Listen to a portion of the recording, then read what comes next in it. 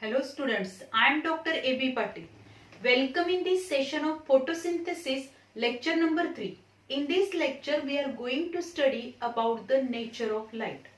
In previous lecture we already discussed about the photosynthetic pigments. And these photosynthetic pigments which absorb the light energy in the form of photons and transfer to the chlorophyll-a, and this chlorophyll-a which having the ability to convert the light energy into chemical energy. So here we discuss about the nature of light. In presence of sunlight, the photosynthesis process takes place. Means for the photosynthesis, the energy which is available from the sun. Means sun is the source of energy which is essential for the photosynthesis. And during photosynthesis, this light energy which is converted into chemical energy. So when we observe the sunlight which reaches up to the earth, out of this sunlight only visible light is absorbed by the plant. Because the sunlight which consists the two types of the light, that is invisible light and visible light, and plants absorb only visible light for the photosynthesis. When we observe this diagram, then here we observe that the sunlight, and this sunlight which having the invisible light which is in the form of gamma rays, X-rays, ultraviolet light, then infrared light and radio waves. This light which is the invisible light. And there is a presence of visible light, and this visible light which is present in between the ultraviolet light and infrared light. And this light which is known as visible light, or also it is known as a photosynthetically active radiation, that is PAR. And this visible light which is ranging from 390 nanometer to 760 nanometer. Means the spectrum of visible light is 390 nanometer to 760 nanometre. म्हणजे जर आपण बघितलं photosynthesis साठी जी energy लागणार आहे ती energy आपल्याला sunlight कडून अवेलेबल होणार. म्हणजे एनर्जी सोर्स कोण आहे? सन आहे. आणि सन कडून जी लाईट अवेलेबल होते त्या लाईट मध्ये दोन टाईपच्या लाईट असतात, इनव्हिजिबल लाईट आणि व्हिजिबल लाईट. आणि प्लांट फोटोसिंथेसिस साठी फक्त व्हिजिबल लाईट वापरणार आहेत, व्हिजिबल लाईट ऍब्सॉर्ब करणार आहेत.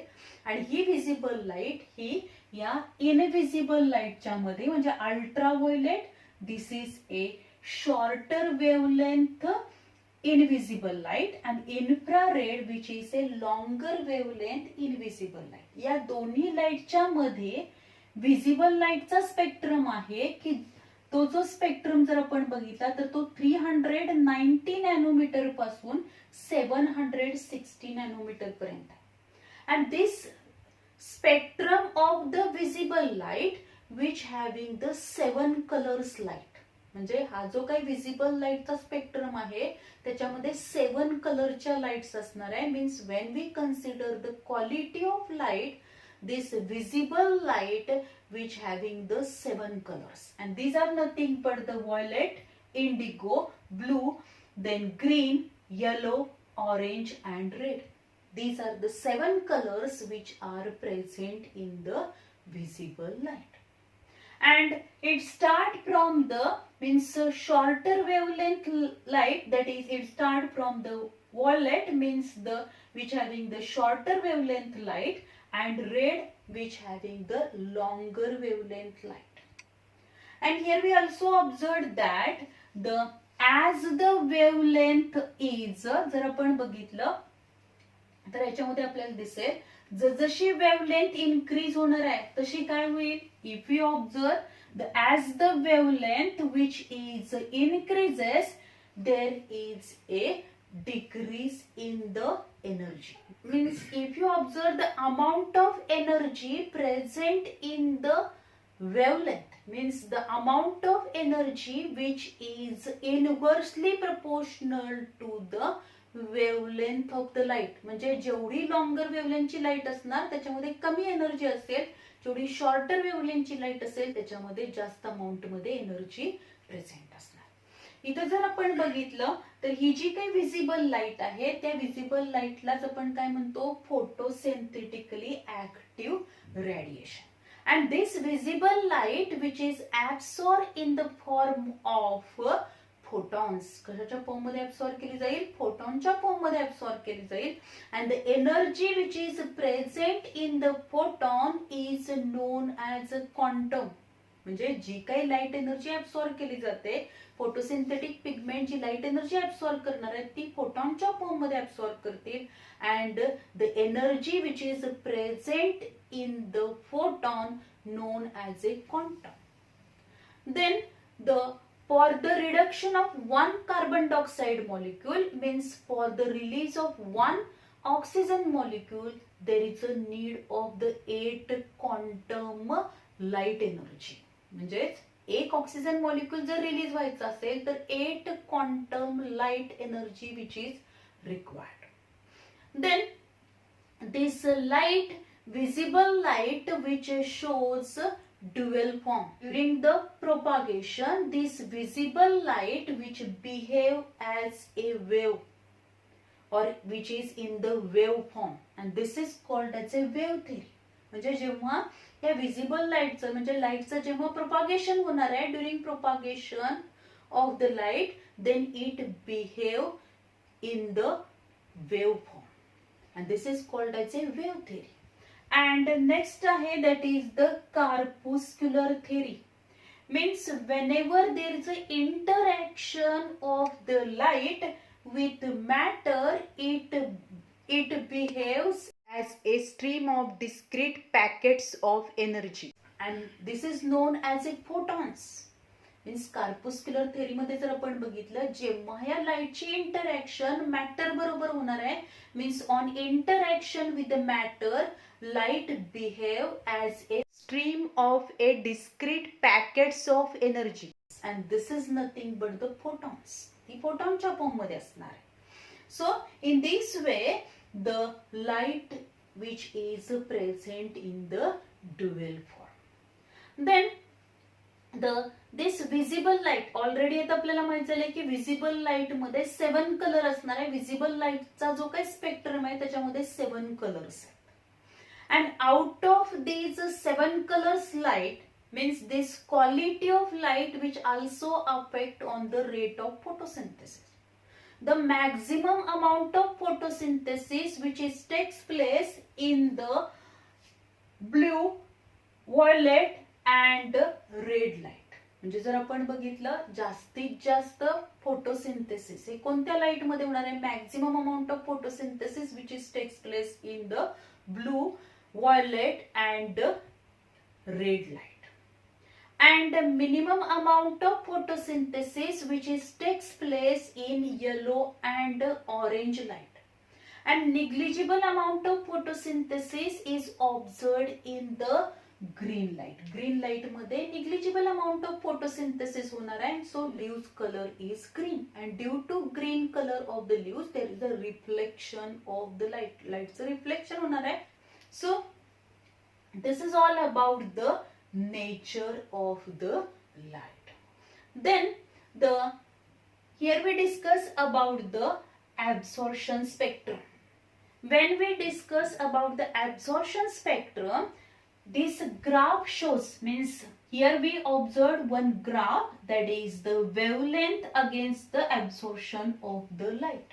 इथं जर आपण या ग्राफ मध्ये बघितलं, this graph shows the different curves at a different wavelength of light and each curve shows the amount of light absorbed at a each wavelength. यातला प्रत्येक कर्व काय दाखवणार आहे इथं आपल्याला, तर या प्रत्येक वेव्हलेंथला किती अमाउंट मध्ये लाईट ऍब्सॉर्ब केलेली आहे, that is amount of light energy absorbed at each wavelength. and this is known as a absorption spectrum. त्याला आपण absorption spectrum म्हणतो. आणि या absorption spectrum मध्ये जर आपण बघितलं तर आपल्याला दिसेल Chlorophyll-a which absorb the large amount of the blue and red wavelength light. म्हणजे जी लाईट Chlorophyll-a जी लाईट ऍब्सॉर्ब करणार आहे ती कोणती लाईट ऍब्सॉर्ब करेल तर ब्ल्यू वेवलेंथची लाईट ऍब्सॉर्ब करणार आहे as well as the red wavelength light. Means more amount of light energy is absorbed at a blue and red wavelength light. Then Chlorophyll-b which also shows the maximum amount of absorption at a blue as well as at the red light. Absorption spectrum मध्ये आपल्याला दिसेल की यातला प्रत्येक curve आपल्याला काय दाखवणार आहे तर amount of light absorb at each wavelength. प्रत्येक वेवलेंथला किती अमाउंट लाईट ऍब्सॉर्ब केली जाते. And from this graph we observe that the Chlorophyll-a and Chlorophyll-b which absorb maximum amount of light at a blue and red wavelength. Then when we observe the action spectrum, the action spectrum मध्ये आपण बघितलं तर action spectrum means at a which wavelength light the rate of photosynthesis is high. त्या वेवलेंथला फोटोसिंथेसिसचा rate काय असणार आहे जास्त असणार.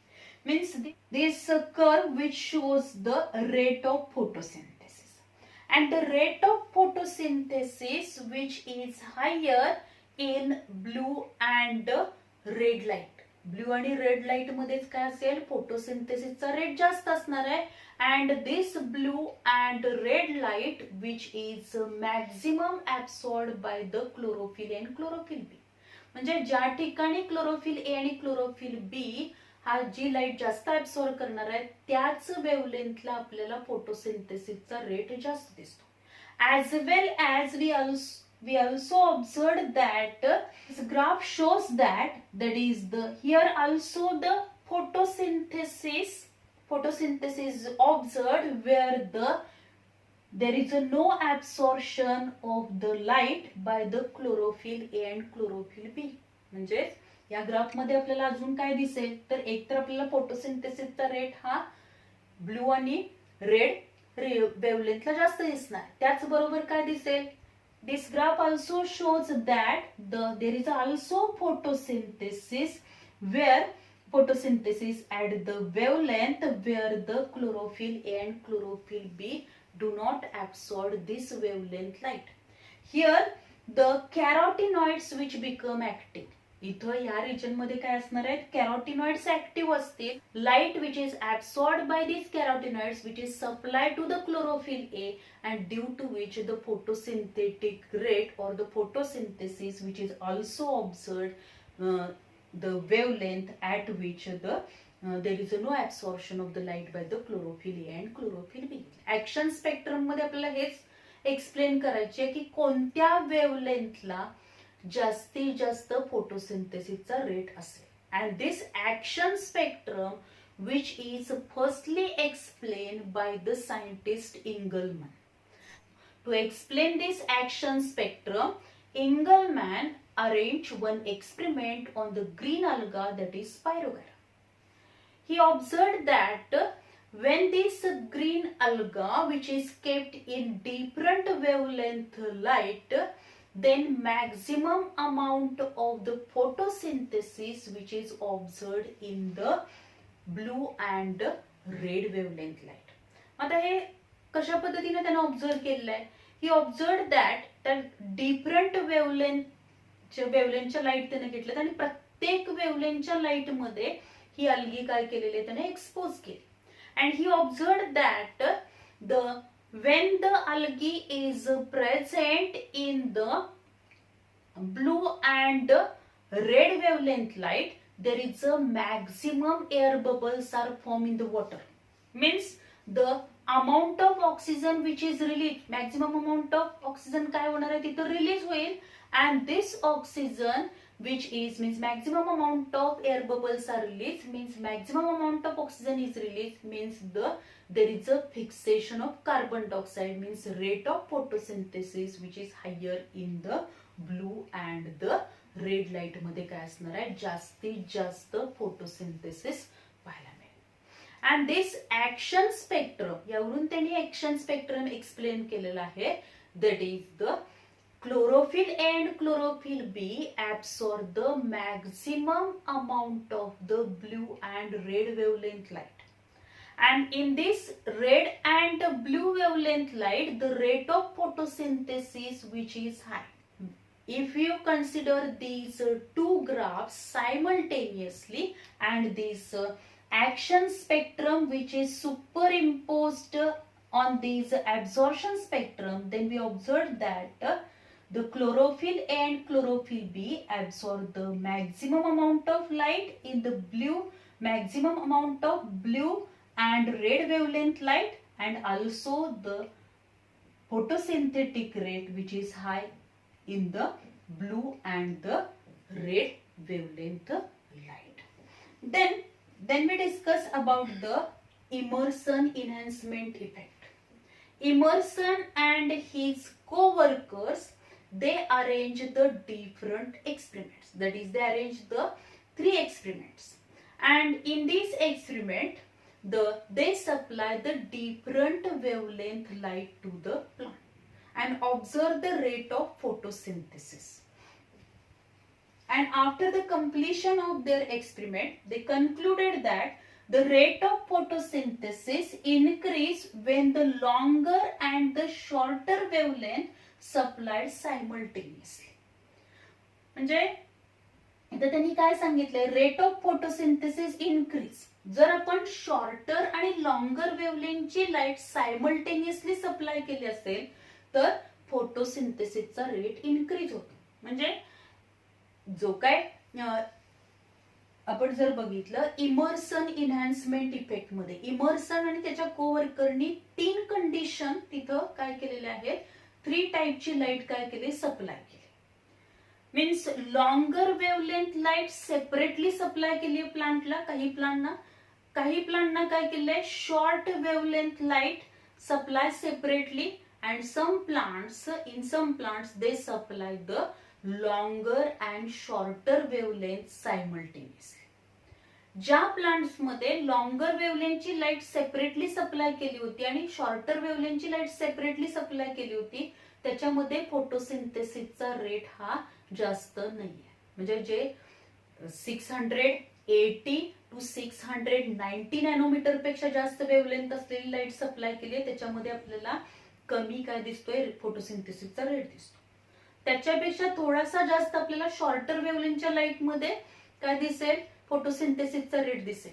पण जर आपण बघितलं दोन्ही लाईट जर एकदम सप्लाय केल्या असतील simultaneously, shorter wavelength light and longer wavelength light which is supplied to the plants, then the rate of photosynthesis which is increase as compared to the separately supply of the light to the plants. म्हणजे separately जर आपण shorter आणि longer wavelength light supply करण्यापेक्षा simultaneously जर या दोन्ही light supply केल्या तर फोटोसिंथेसिसचा रेट जास्त दिसतो. आणि म्हणूनच याच्यावरून इमर्सननी काय एक्सप्लेन केलेलं आहे, तर Emerson suggested that there are 2 photosystems which are present. 2 photosystem असणार आहेत. एका फोटोसिस्टीम मध्ये रिएक्शन सेंटर मध्ये जो क्लोरोफिल ए असणार आहे, this chlorophyll A which absorb the 680 nanometer wavelength light. एका सिस्टीम मध्ये जर आपण बघितलं तर 700 नॅनोमीटर लाईट ऍब्सॉर्ब करणारे काय असणार आहे, क्लोरोफिल ए प्रेझेंट असेल. In this way the Emerson suggested that there are 2 photosystems which are present and these 2 photosystems which are involve in the photosynthesis. Then he also observed the red drop. आता जेव्हा तो experiment carry करत होता त्यावेळी त्याला अजून एक concept त्याने एक्सप्लेन केलाय, this is nothing but the red drop. That is, Emerson in 1957 found a sharp reduction in the rate of photosynthesis when monochromatic light of more than 680 nanometer to 690 nanometer wavelength was used alone, it is called as a ray drop. म्हणजे जर समजा 680 to 690 nanometre पेक्षा जास्त वेव्हलेंथची light जर काय केली असेल, supply केली असेल, तर फोटोसिंथेसिसचा रेट हा सडनली काय होणार आहे, डिक्रीज होणार आहे, सडनली फॉल होईल, सडनली तो कमी होणार आहे, आणि त्यालाच म्हटलं जातं रेड ड्रॉप. त्याला रेड ड्रॉप म्हणतो, की ज्यावेळी आपण एकाच म्हणजे काय करणार आहोत आपण, the sharp reduction in the rate of photosynthesis when monochromatic light supply केली, म्हणजे लॉंगर वेव्हलेंथची लाईट सप्लाय केली आहे, की ज्यामध्ये 680 to 690 नॅनोमीटर पेक्षा सुद्धा जास्त वेव्हलेंथची लाईट सप्लाय केली आहे, त्यावेळी सडनली काय होईल, फोटोसिंथेसिसचा रेट हा डिक्रीज होणार आहे. There is a suddenly decline in the rate of photosynthesis, and this is called as a red drop. त्याला रेड ड्रॉप म्हटलं जातं. Then also the quantum yield. The quantum yield means number of oxygen molecules which are released after the light quanta are absorbed.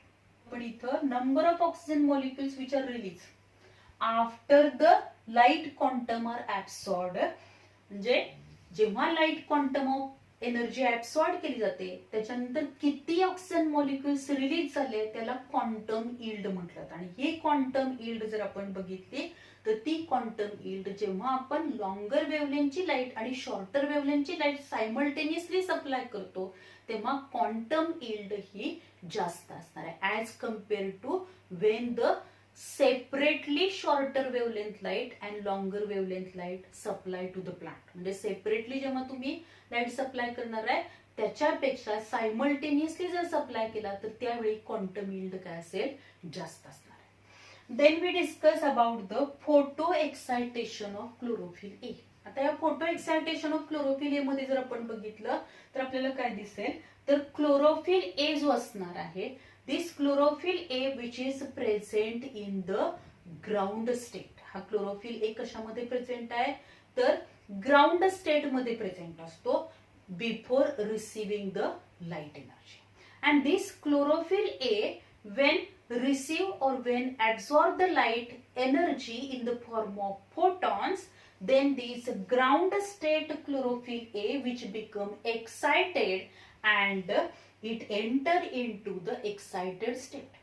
And this excited state chlorophyll A molecule which having the high energized electron, त्याच्यावरती high energy electrons present असणार आहे, and in that state this chlorophyll A molecule which having the negative charge, means at that stage it having the high energy electrons, it having the negative charge, and this state which is known as a excited state.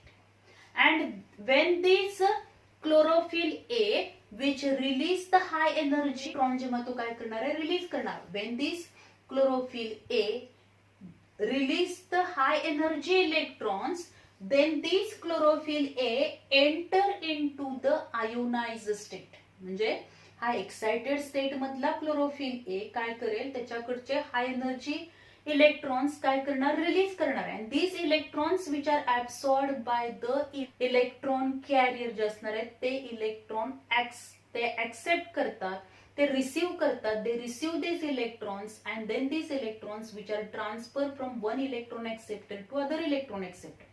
At every time प्रत्येक वेळी त्याच्यामधून काही amount मध्ये energy release होणार आहे. This energy which is use for the synthesis of ATP.